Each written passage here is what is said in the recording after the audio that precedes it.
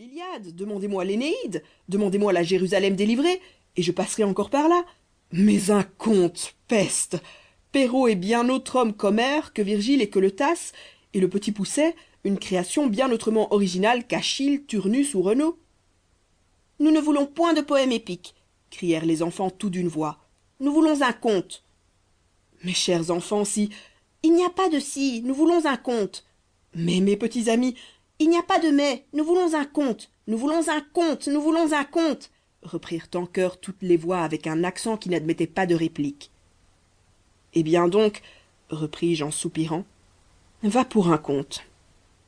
Ah, c'est bien heureux, dirent mes persécuteurs. Mais je vous préviens d'une chose, c'est que le conte que je vais vous raconter n'est pas de moi.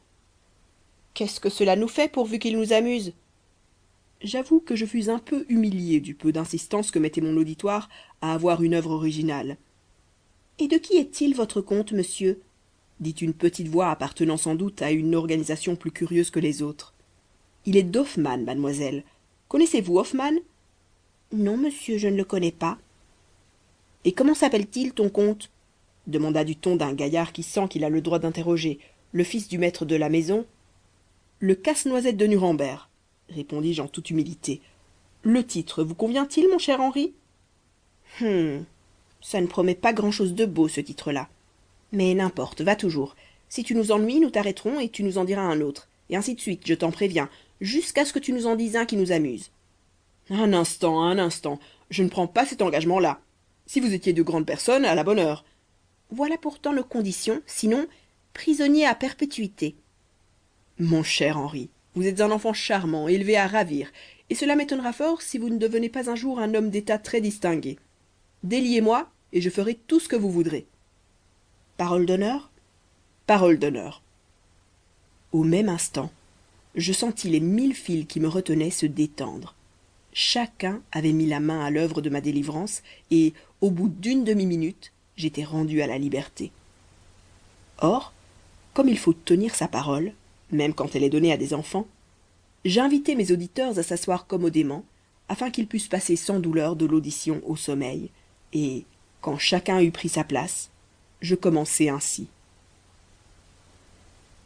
Fin de la préface de l'histoire d'un casse-noisette, enregistrée par Ezois, en Belgique, en décembre 2012.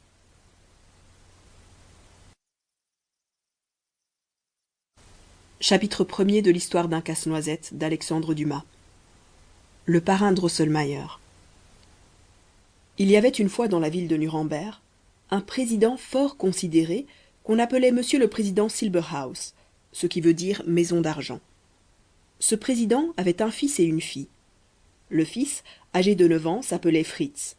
La fille, âgée de 7 ans et demi, s'appelait Marie. C'étaient 2 jolis enfants, mais si différents de caractère et de visage qu'on n'eût jamais cru que c'étaient le frère et la sœur.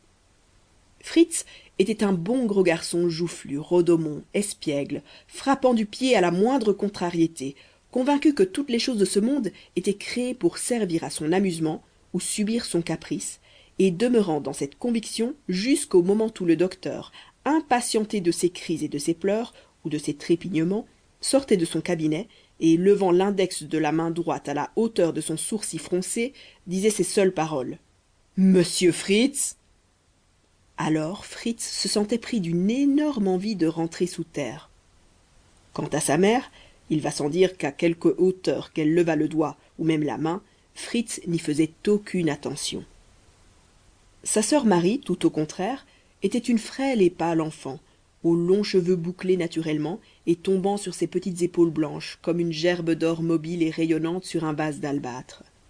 Elle était modeste, douce, affable, miséricordieuse à toutes les douleurs, même à celles de ses poupées, obéissante aux premiers signes de madame la présidente et ne donnant jamais un démenti même à sa gouvernante, mademoiselle Trudchen, ce qui fait que Marie était adorée de tout le monde.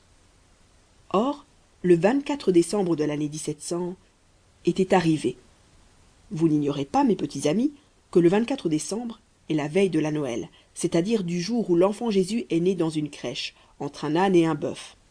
Maintenant, je vais vous expliquer une chose. Les plus ignorants d'entre vous ont entendu dire que chaque pays a ses habitudes, n'est-ce pas? Et les plus instruits savent sans doute...